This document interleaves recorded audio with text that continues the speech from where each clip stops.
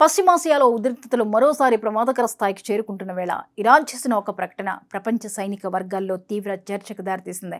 America అత్యాధునిక నిఘా దాడి సామర్థ్యాలు కలిగిన MQ-9 రీపర్ డ్రోన్ను తాము కూల్చివేశామని, అందుకోసం పూర్తిగా స్వదేశీ సాంకేతికతతో అభివృద్ధి చేసిన సరికొత్త గగనతల రక్షణ వ్యవస్థను వినియోగించామని ఇరాన్ ప్రకటించింది. ఈ ప్రకటన నిజమైతే ఇది అమెరికా సైనిక ఆధిపత్యానికి సవాల్ విసిరే వ్యూహాత్మక పరిణామంగా పరిగణించాల్సి ఉంటుంది. ఇరాన్ ప్రభుత్వ అధికారిక మీడియా కథనాల ప్రకారం హర్ముజ్ జలసంధి సమీపంలోని ఖేష్మ ద్వీపం వద్ద అమెరికాకు చెందిన MQ-9 రీపర్ డ్రోన్ లక్ష్యంగా మారింది. ఈ డ్రోన్ను కూల్చివేయడానికి ఇరాన్ సరికొత్తగా అభివృద్ధి చేసిన కమాంగర్ అనే వైమానిక రక్షణ వ్యవస్థను ఉపయోగించినట్టు పేర్కొంది. అమెరికా తయారు చేసిన ఈ రీపర్ డ్రోన్ ఒక్కో యూనిట్ ధర సుమారు $16 మిలియన్ నుంచి $30 మిలియన్ వరకు ఉంటుందని అంచనా. భారత కరెన్సీలో ఇది $100 కోట్ల సమానం.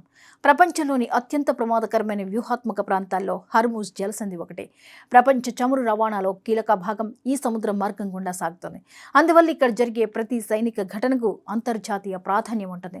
అలాంటి ప్రాంతంలో అమెరికా డ్రోన్ను కూల్చివేశామంటూ ఇరాన్ చేసిన ప్రకటన సహజంగానే ప్రపంచ దృష్టిని ఆకర్షించింది. అయితే ఈ ప్రకటనలో మరింత ఆసక్తికరమైన అంశం కమాంగర్ అనే గగనతల రక్షణ వ్యవస్థ. ఇప్పటి వరకు ఈ వ్యవస్థ గురించి పరిమిత సమాచారం మాత్రమే అందుబాటులో ఉంది. యుద్ధ పరిస్థితుల్లో ఈ వ్యవస్థను వినియోగించడం ఇదే మొదటిసారి అవుతుంది. ఇప్పటి వరకు ఇరాన్ సైన్యం లేదా ఇస్లామిక్ రెవల్యూషనరీ గార్డ్ కార్ప్స్ నుంచి ఈ వ్యవస్థపై పూర్తి సాంకేతిక వివరాలు విడుదల కాలేదు. ఇక్కడ గమనించాల్సిన విషయం ఏంటంటే, మధ్యప్రాచ్యంలో నెలల తరబడి ఉద్రిక్తతలు కొనసాగుతున్నప్పటికీ అమెరికా ఇజ్రాయిల్ ఒత్తిడిని ఎదుర్కొంటూనే ఇరాన్ తన సైనిక సామర్థ్యాన్ని కొనసాగించగలుగుతోందనే సందేశాన్ని ప్రపంచానికి పంపించాలని ప్రయత్నిస్తోంది.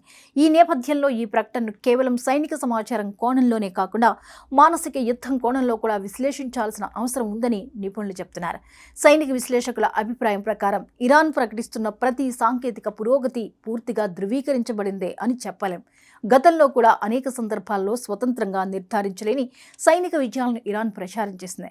అయినప్పటికీ ఈ ప్రకటన వెనుక ఉన్న వ్యూహాత్మక ఆలోచన మాత్రం వాస్తవికంగా కనిపిస్తోందని వారు అభిప్రాయపడుతున్నారు. ఎందుకంటే గత కొన్నేళ్లుగా ఇరాన్ ఒక కీలకమైన వ్యూహాన్ని అనుసరిస్తోంది. భారీ రాడార్ కేంద్రాలు, స్థిర క్షిపణి స్థావరాలు వంటి సంప్రదాయ రక్షణ వ్యవస్థలపై ఆధారపడకుండా తక్కువ ఖర్చుతో కూడిన మొబైల్ గగనతల రక్షణ వ్యవస్థల అభివృద్ధిపై భారీగా పెట్టుబడులు పెడుతోంది. పెద్ద రాడార్ కేంద్రాలను శత్రువులు సులభంగా గుర్తించి లక్ష్యంగా చేసుకోవచ్చు. కానీ చిన్న పరిమాణంలో ఉండే మొబైల్ వ్యవస్థలను గుర్తించడం కష్టమవుతుంది. లండన్లోని కింగ్స్ కాలేజ్ భద్రతా అధ్యయనాల విభాగానికి చెందిన సీనియర్ అధ్యాపకుడు మార్క్ హిల్బోర్న్ మాట్లాడుతూ, వివిధ రకాల క్షిపణి వ్యవస్థల అభివృద్ధిలో ఇరాన్ గణనీయమైన స్వయం సమృద్ధిని సాధించిందని పేర్కొన్నారు. ముఖ్యంగా యుద్ధ ఆర్థిక శాస్త్రాన్ని అర్థం చేసుకోవడంలో ఇరాన్ చాలా తెలివిగా వ్యవహరిస్తోందని అభిప్రాయపడ్డారు.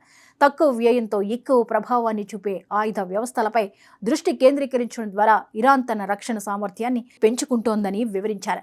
ఉక్రెయిన్ యుద్ధం ప్రపంచానికి ఒక కొత్త పాఠాన్ని నేర్పింది. ఖరీదైన యుద్ధ విమానాలు, భారీ క్షిపణి వ్యవస్థలు మాత్రమే విజయానికి హామీ ఇవ్వవు.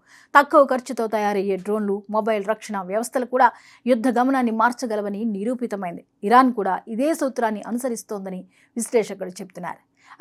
కమాంగర్ వ్యవస్థ గురించి పూర్తి సమాచారం అందుబాటులో లేకపోయినా ఇది ఒక విప్లవాత్మక ఆయుధం కంటే మొబైల్ గగనతల రక్షణ సామర్థ్యాన్ని మరింత విస్తరించే మరో అడుగు మాత్రమే కావచ్చని నిపుణులు భావిస్తున్నారు. సంప్రదాయ వైమానిక రక్షణ వ్యవస్థలు భారీ రాడార్లు, లాంచర్ బ్యాటరీలు, నియంత్రణ కేంద్రాలపై ఆధారపడతాయి. వాటిని ఉపగ్రహాల ద్వారా సులభంగా గుర్తించవచ్చు. కానీ ఈ తరహా చిన్న మొబైల్ వ్యవస్థలను అవసరమైన చోటకు వేగంగా తరలించవచ్చు, అవసరమైతే దాచిపెట్టచ్చు, క్షణాల్లో ప్రయోగించవచ్చు, దెబ్బతిన్న తక్కువ ఖర్చుతో భర్తీ చేయొచ్చు. ఈ వ్యవస్థకు పెట్టిన పేరు కూడా ప్రత్యేక ప్రాధాన్యత కలిగి ఉంది. కమాంగర్ అనే పేరు పర్షియన్ పురాణాల్లోని ఒక ప్రముఖ వీరుడి పేరు నుంచి తీసుకున్నారు. పర్షియన్ జానపద గాథల ప్రకారం ఎరాష్ అనే వీర విలుకాడు తన దేశాన్ని రక్షించడానికి అసాధారణ త్యాగం చేశారు. ఇరాన్, మధ్య ఆసియా ప్రాంతాల మధ్య సరిహద్దును నిర్ణయించడానికి అతడు సంధించిన ఒక బాణం 100 కిలోమీటర్ల దూరం ప్రయాణించి సరిహద్దును నిర్ణయించిందని ఓ కథనం చెప్తోంది. ఇరాన్ జాతీయ చరిత్రలో, పురాణాల్లో కమాంగర్ ధైర్యం, దేశభక్తి, త్యాగానికి ప్రతీకగా భావిస్తారు. అందుకే దేశ రక్షణకు ప్రతీకగా నిలిచే ఈ కొత్త గగనతల రక్షణ వ్యవస్థకు అదే పేరు పెట్టినట్లు భావిస్తున్నారు. ఇది కేవలం ఒక సైనిక పరికరం మాత్రమే కాకుండా ఇరాన్ జాతీయతను ప్రతిబింబించే చిహ్నంగా కూడా ప్రచారం పొందుతోంది. మరోవైపు అమెరికా డ్రోన్ నిజంగానే ఈ వ్యవస్థల వల్ల కూలిందా లేదా అన్న విషయంపై ఇంకా స్వతంత్ర ధృవీకరణ రాలేదు. అమెరికా అధికార వర్గాల నుంచి కూడా పూర్తిస్థాయి అధికారిక స్పందన వెలువడలేదు. అందువల్ల ఇరాన్ చేసిన ఈ ప్రకటనను జాగ్రత్తగా పరిశీలించాల్సిన అవసరం ఉందని నిపుణులు సూచిస్తున్నారు. అయితే ఒక విషయం మాత్రం స్పష్టంగా కనిపిస్తోంది. ఆంక్షలు, ఒత్తిళ్లు, అంతర్జాతీయ ఒంటరితనం వంటి పరిస్థితులు ఎదురైనా ఇరాన్ తన స్వదేశీ సైనిక సాంకేతికత అభివృద్ధిని ఆపలేదు. ముఖ్యంగా తక్కువ ఖర్చుతో కూడిన, వేగంగా వినియోగించగలిగే, సులభంగా దాచిపెట్టగలిగే రక్షణ వ్యవస్థల అభివృద్ధిలో అది ప్రత్యేక దృష్టి పెట్టింది. హర్ముజ్ జలసంధి వద్ద జరిగినట్లు చెబుతున్న ఈ ఘటన నిజమైతే అది కేవలం ఒక డ్రోన్ కూల్చివేత ఘటనగా మిగిలిపోదు. భవిష్యత్ యుద్ధాల్లో చౌకైన మొబైల్, గగనతల రక్షణ వ్యవస్థలు ఎంత ప్రభావవంతంగా మారగలవో ప్రపంచానికి చూపించే మరో ఉదాహరణగా నిలుస్తుంది. అలాగే సైనిక సాంకేతిక రంగంలో ఇరాన్ తీసుకుంటున్న కొత్త దిశను కూడా ప్రతిబింబిస్తుంది.